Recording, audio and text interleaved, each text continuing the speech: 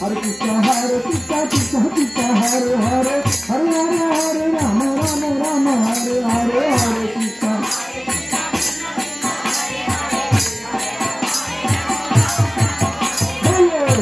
Hare Krishna Krishna Krishna Hare Hare Hare Rama Rama Rama Hare Hare Hare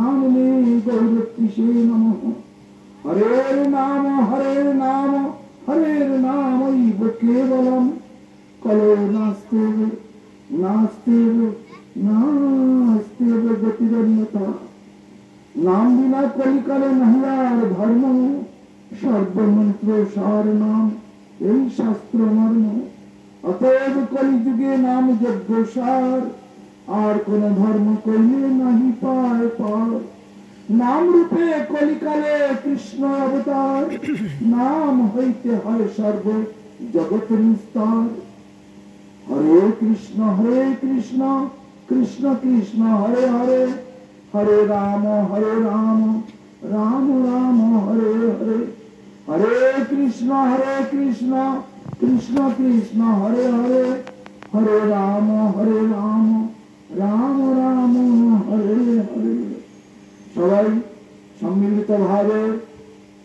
স্বরে প্রাণ খুলে বলুন তো হরে কৃষ্ণ হরে কৃষ্ণ কৃষ্ণ কৃষ্ণ হরে হরে হরে রাম হরে রাম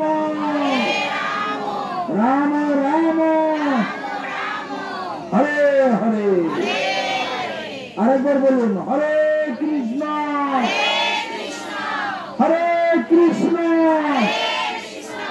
কৃষ্ণ কৃষ্ণ হরে হরে হরে রাম হরে রাম রাম রাম হরে হরে নিতাই গৌর জনানন্দে হরি হরি আজ আমাদের পরম সৌভাগ্যের বিষয় এই দুরন্ত ভয়ঙ্কর কলিযুগ ত্রিতাপ জ্বালায় দগ্ধীভূত হচ্ছে সমস্ত জীবগণ। অতএব ত্রিতাপ জ্বালায় দগ্ধীভূত জীবগণের মধ্যে থেকে যারা একটু হরিনাম করার সুযোগ পাচ্ছেন, একটু যাদের বুদ্ধিতে হরিনাম করার, ভগবানের ভক্তদের সঙ্গ করার অর্থাৎ সাধু সঙ্গ করার ইচ্ছা প্রবৃত্তি জাগরিত হয়েছে, তারাই এই জগতের একমাত্র যথার্থ মনুষ্য জন্মের সার্থকতা তারাই লাভ করতে পেরেছে। মনুষ্য জন্ম লইয়া রাধা কৃষ্ণ না ঘটিয়া বিফলে জন্ম গোয়াই। কীর্তন আছে আমাদের, হরি হরি বিফলে জন্ম গোয়াই। দেখি বইটা আছে, গানটা বার করো। অতএব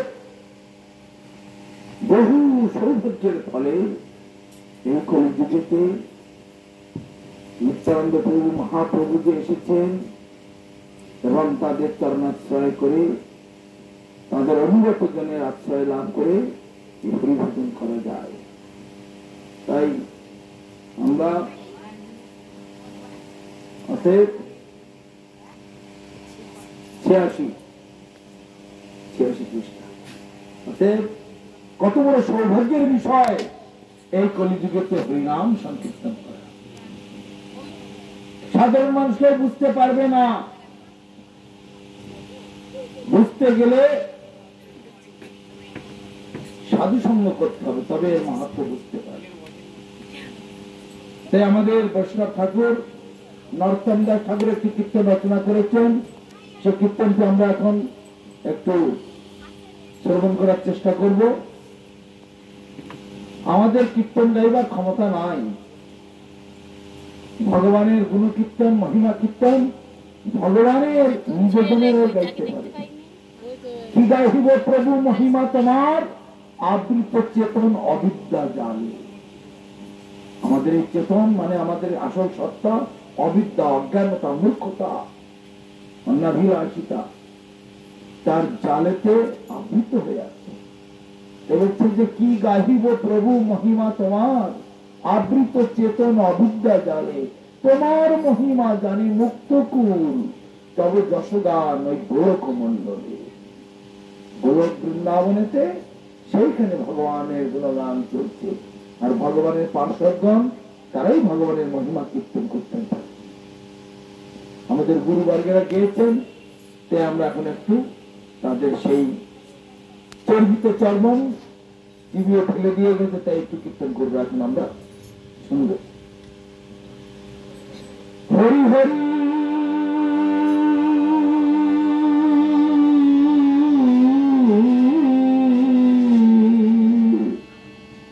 বিফল জন্ম গোয়াইল। গাইতে পারবে? হরি হরি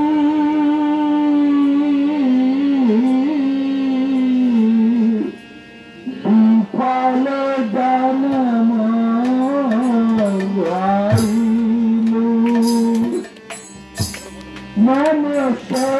নাম পাইয়া রাধা কৃষ্ণ না ভজিয়া মনুষ্য নাম পাইয়া রাধা কৃষ্ণ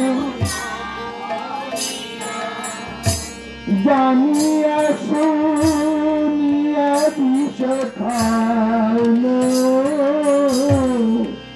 নিয়া শুনিয়া বিষ খাইলো জানিয়া শুনিয়া বিষ খাইলো মনুষ্য জন্ম পাইয়া রাধা কৃষ্ণ না ভজিয়া মনুষ্য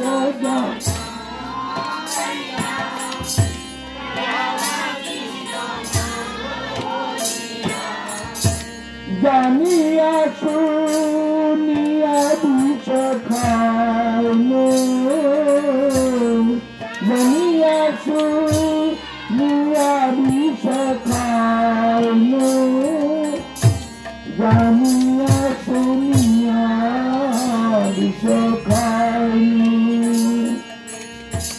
গোলকের প্রেম ধন হরি নাম সংকীর্তন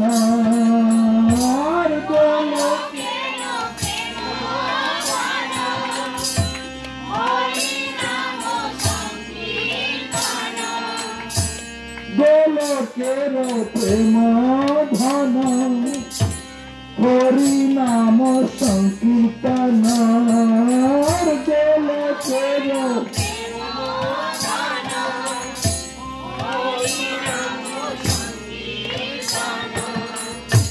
রচনা কেন মিল কেন পায় রচনা কেন মিল কেন পায় রচনা জন মিল কেন পায় সংসার বিষানলে দিবানিশি হইয়া জলে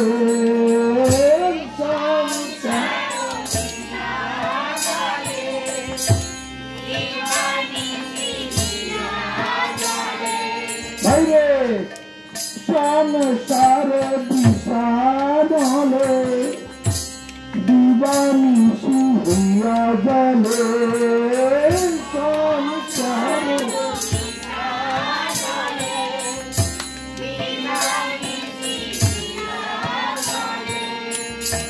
জুড়াইতে না কোনো উপায় জুড়াইতে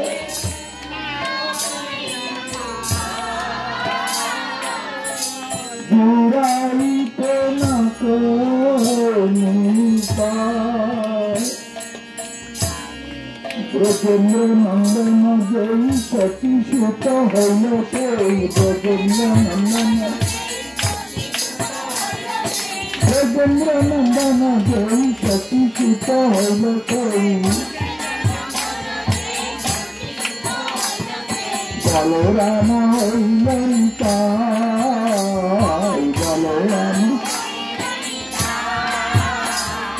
বলরাম হইলেন তাই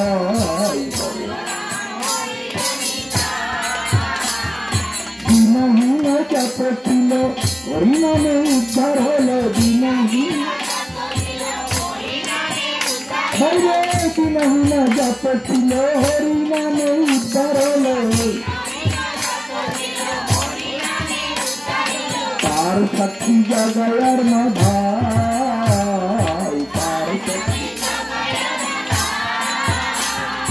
তার সাক্ষী জাগায়ার মাধাই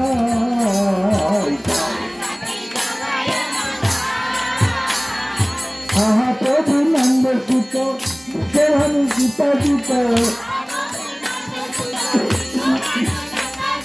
আহা প্রভু নন্দ সুত ভানু গীতা গীত করুণা কর হইবার বিনা নরোত্তম দাস কয় না ঠেলিয়ে রাঙা পায়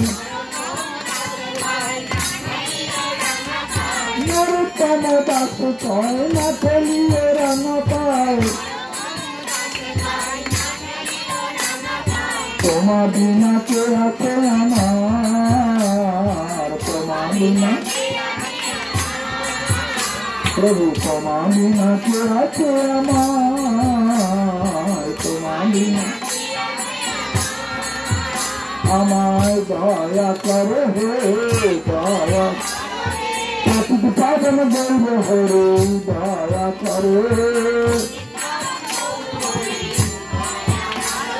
খাতার সদা গৌরনিতাই দয়া করে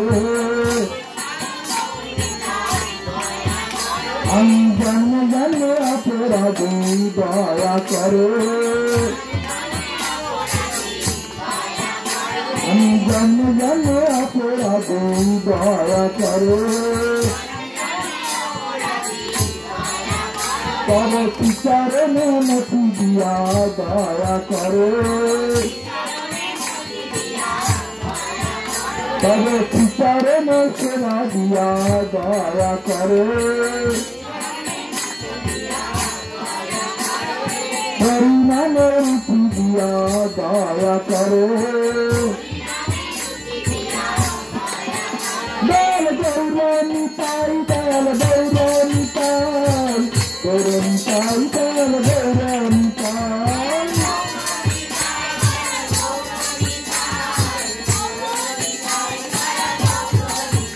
দয়াল গৌরনি পাই দয়াল গৌরনি পাই গৌরনি পাই দয়াল গৌরনি পাই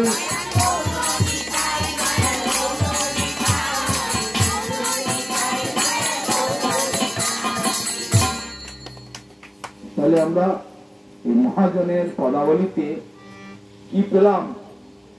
হরি হরি বিফলে জনম গোয়াই, সে ভগবান বিফলে এই জীবনটা নষ্ট করে দিলাম। কিরকম বিফলে? যেমন পশু পক্ষী জন্মায়, ওরা লেখাপড়া শিখে স্কুলে যায়, ওরা সাধু সঙ্গ করে, করে না। ওরা মঠ মন্দিরে যায়, যায় না। ওরা ঠাকুর পুজো পুজো করে, সকাল সন্ধ্যা সন্ধ্যা করে কোনো পশু পক্ষী। তাহলে পশু পক্ষীরা যেমন জন্মায়, আমাদের মতো হতভাগ্য দুর্ভাগ্য প্রাণীরাও সেরকম জন্মায়। তারা খায় দায় বড় হয়, আমরাও খাই দাই বড় হই। তারা যৌবন কালেতে স্ত্রী পুরুষ মেলামেশা করে, আমরা এত জ্ঞানী গুণী বুদ্ধিমান পেলেও সেই যৌবন কালেতে স্ত্রী পুরুষ মেলামেশা করি।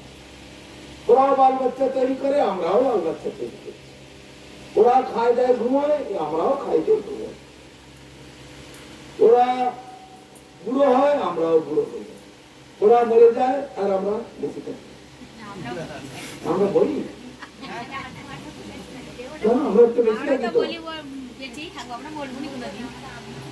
বেঁচে থাকবো বলেই তো কোটি কোটি টাকা জমাচ্ছে।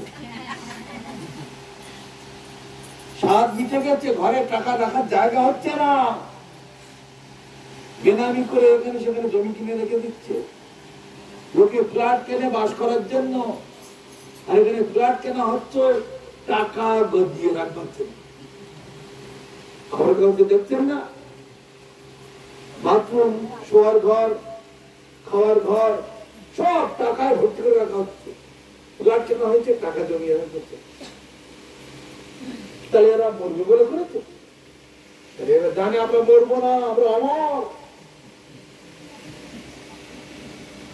আমরা মরে যাবো। এই বুদ্ধি যদি একবার থাকতো তাহলে অত জমিয়ে রাখে। বিশ্বাসের কোন বিশ্বাস নেই।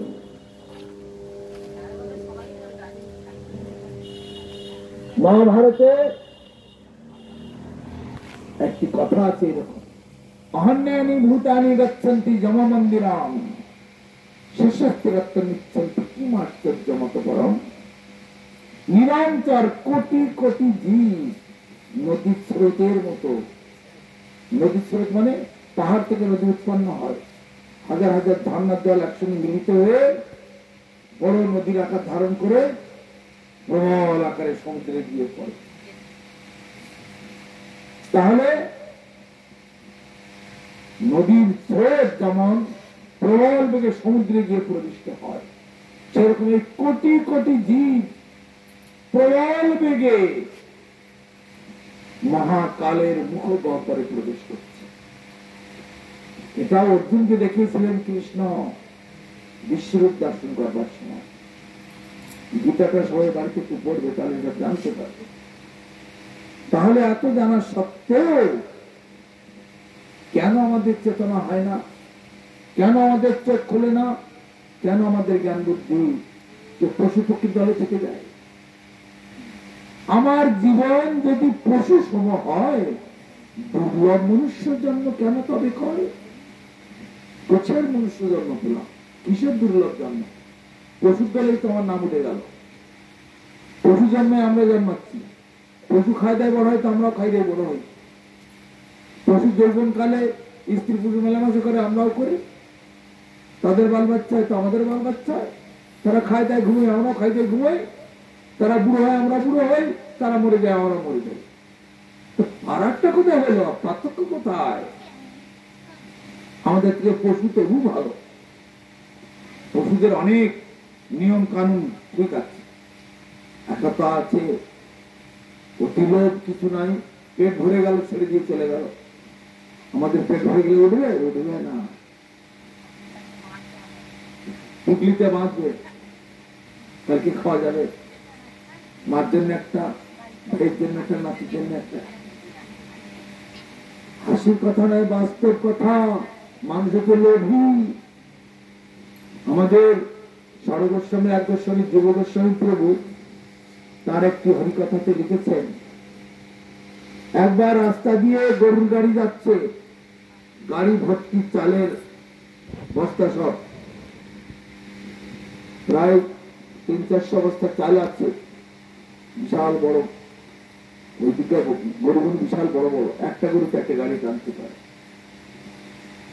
কয়েকশো বস্তা চাল আছে, খুব উঁচু করে দড়ি দিয়ে বাঁধা।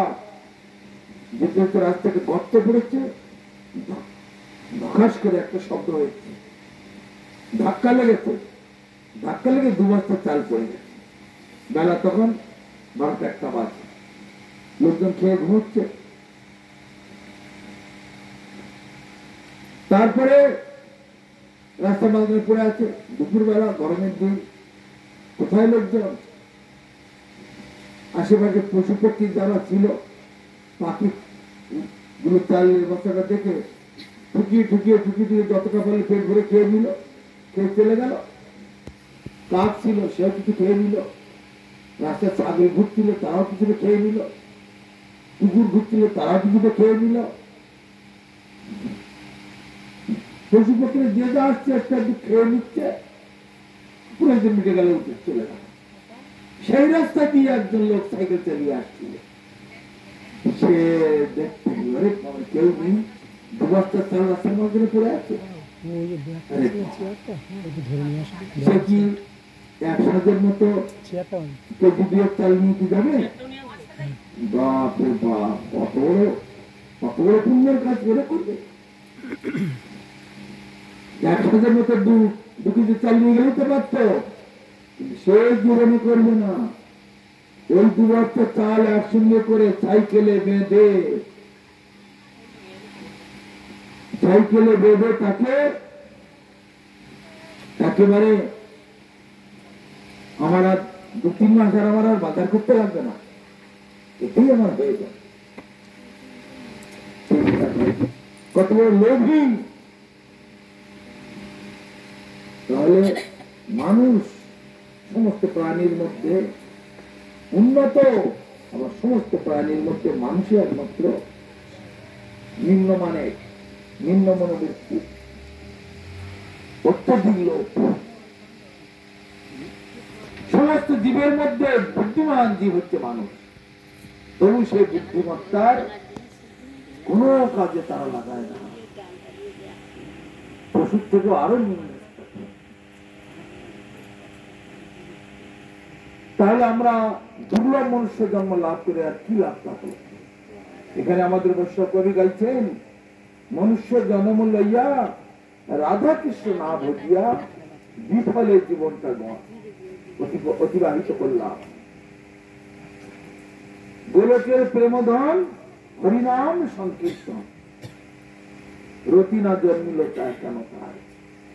এত বড় সম্পত্তি আমরা হাতে পেয়ে গেছি। স্বয়ং ভগবান তিনি ভক্ত রূপ অঙ্গীকার করে জগতে নেমে এলেন, এলে আমাদেরকে সেই সম্পত্তি দান করলেন। তবু আমরা বিন্দুমাত্র আমাদের রতিমতি হচ্ছে না। কেন? সাধুদের এই কথা শুনতে গেলে, এই কথা বুঝতে গেলে, মানতে গেলে আমার জীবন লালসায় বাধা পড়ে যাবে। এখন কিরকম আর ব্রত মাস করছে, এতদিন এসব ছিল না তো। ব্রত মাস আবার কি? সেদ্ধ চাল খাওয়া যাবে না, সর্ষের তেল খাওয়া যাবে না, আর মাছ মাংস তো ছোঁয়াই যাবে না। তাহলে আমরা জন্মেছি কি জন্য? যদি খেতে পারবো না, পড়তে পারবো না, ওইসব সাধুদের কথা মানুষ শোনে? কিরকম উল্টো পাল্টা ব্যাখ্যা দেয়। তাহলে কি করছি? সংসার বিষানলে দিবানিশি হিয়া জলে, জুড়াইতে না করি উপায়।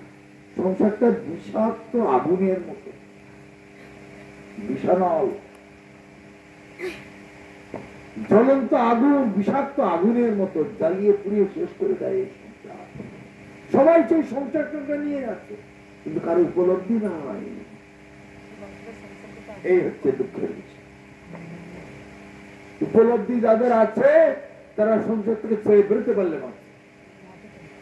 আমরা দেশে গ্রামে শহরে নগরে দেশ বিদেশ সর্বত্র ভ্রমণ করি, অতি মূর্খ মহামূর্খ লোক দেখলাম সব থেকে বেশি আমাদের এই দেশ, বিদেশে এইগুলো নয়।